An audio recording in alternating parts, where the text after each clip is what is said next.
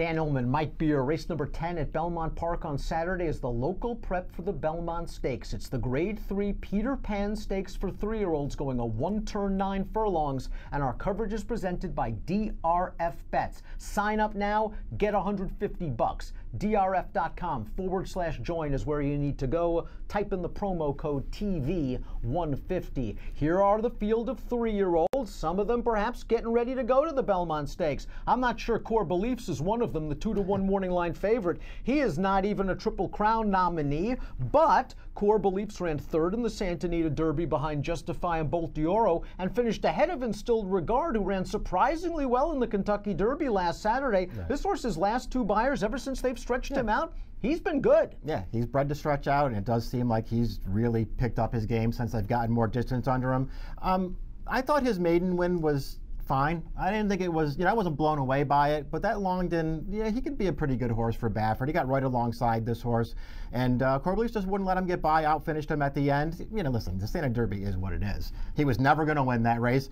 Tyler Bays didn't even really try to win that race. He just let Justify go. He was like, you know what? I can get a pretty good check in this race. Good for him. He got a good check in that race to be third. This is a better spot for this horse, and he is speed in this race. And I'll tell you what, Dan, there's not a lot of pace in this race. Let's throw up the Timeform US pace projector, because we are expecting the number 5 Diamond King to scratch out of the Peter Pan and run against Justify in the Preakness next Saturday. If the 5 is out, that leaves Core Beliefs and Tyler Bays as loose as they want to be on the lead, with a couple of horses that might not want to go this distance chasing. Let's begin with the one that would be in second if the 5 scratches, the 7 Gotta Go. I have to admit, I like Gotta Go as a 1-turn horse. I'm not sure I like Gotta Go as a 1-turn 9 furlong horse. Yeah, I agree with that. I just feel like this distance is going to ultimately prove to be too far for him. I think he's a talented horse, but he just has that look when you go through his races one after another. He looks like more of a closing sprinter kind of horse. He wants to go maybe 7 or 8 furlongs.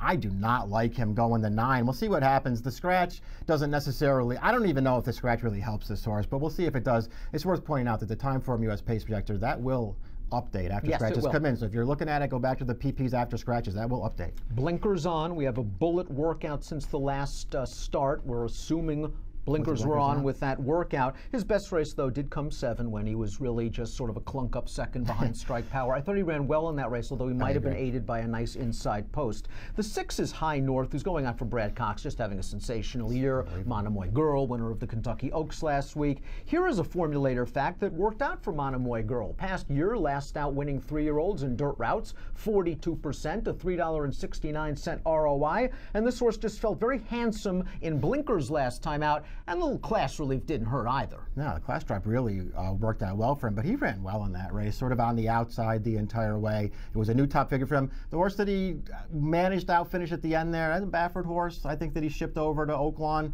I like that performance from High North. He's really, it just feels like he's improving from start to start. And I think he's talented. The one little thing that bothers me about him, Dan, is I don't know how far he wants to go. They're going to stretch him out again here to the 9 furlongs. Maybe he gets it. I really don't trust him stretching out again. I think that's a fair point. When Florent Giroux asked him for run turning into the stretch, I really thought it was going to be showtime the way he was traveling on the turn. And when Florent popped him left hand, he got a little green High North and he sort of drifted out a bit, and then he corrected himself and then went on to a more workmanlike score. But there wasn't a lot of pace in that race. It was nice to see that he can get close with the addition of blinkers, and he was 3-4 path all the way around the track. I think he is an improving horse that must be considered in here. Let's talk a little bit about the number 2, Zing Zang, going out for Steve Asmussen. And Zing Zang is a true 1-run closer. A lot of people have compared him to some of the creator, Asmussen's Belmont winning son of Tappet, who had no speed whatsoever. But ever since Zing Zang won his maiden at the fairgrounds, he's just kind of clunked along, and now Asmussen's putting the blinkers on, maybe hoping to get him into the race. Is he running out of time to become a good horse? Yeah, he is. And we'll say, listen, they're going to keep the faith with him. They're going to run him in another graded stakes race again. So they obviously like him a little bit. Maybe the blinkers will get him a little closer to the pace. But to me, when I watch him run, I just don't see how it's going to help. He just doesn't have any speed at all. His Bluegrass, he basically did no running at all in the Bluegrass. If you want to go 2 back on his PPs, the Rebel, he had a little bit of trouble in that race. He was never winning, and I don't even think he was going to be in the superfecta in that race. But he did have trouble in the stretch in that race. I don't think he's, without any ability, but with his running style, he's just really, really hard to like. Blended Citizen, another one that doesn't have a lot of speed, had an in-out trip in the Bluegrass, was passing some tired horses, I thought, in the lane, in a race won by Good Magic, the Derby runner-up. Can you take the tactic that Blended Citizen, well, he's improving. He looked good in the Jeff Ruby Stakes. The Bluegrass was a perfectly fine effort. Or are you going to say, listen, he's a turf and synthetic horse. He's never hit the board in 4 dirt starts, and he's up against it from a pace standpoint. I guess price is the answer. Yeah, we'll see how they bet the race. And, listen, I guess if you're worried about the dirt for him, he ran fine last time. I guess you don't have to worry about him handling the dirt surface. He was just never really involved in the Bluegrass. He was just picking up pieces at the end. He has a trouble line in the short combine. I didn't see any traffic. He was in a little bit of traffic in that race, but he never really got stopped. I don't know, Dan. What I do like about him is the distance is fine for me. He feels like a horse who would just run all day. I just don't know how good he is. Perhaps we'll see more speed from Transistor. Will probably be the longest shot on the board. This is a reformed claimer stretching out off 2 sprints now in the Rudy Rodriguez barn. But boy, I mean, 3 starts ago he was all out to win for 50. Yeah, big trainer change to Rudy's barn. They're going to stretch him out here and step him way up in class. Let's take a look at our top selections for the Peter Pan, because last time out, Just Whistle ran on Lexington Stakes Day, and his maiden special weight time at 1 1/16 of 1:43.49 compared very favorably to my boy Jack's win in the Lexington, 1:44.22. Do you look at something like that and does it enhance your handicapping, or are you saying it could have been so many different factors? Yeah, it could have been a lot of different factors. I was that my boy Jack race felt like the Lexington didn't feel like it had a big pace. But either way, it's still nice to look at a maiden and say he ran faster than graded stakes horses did. And the thing that I like mostly about this horse is he came off that long layoff. I don't care about the sprint. He doesn't look like a sprinter to me. And that 1 start as a 2-year-old, I didn't think he looked great when he ran second to Hofburg off the late, but it was his first start back. He was just, if nothing else, just staying on at the end of that race. Hofburg opened a big lead. This horse was cutting into it late, and I actually think he even took a step forward last time, a bigger step forward than it may look on the figures.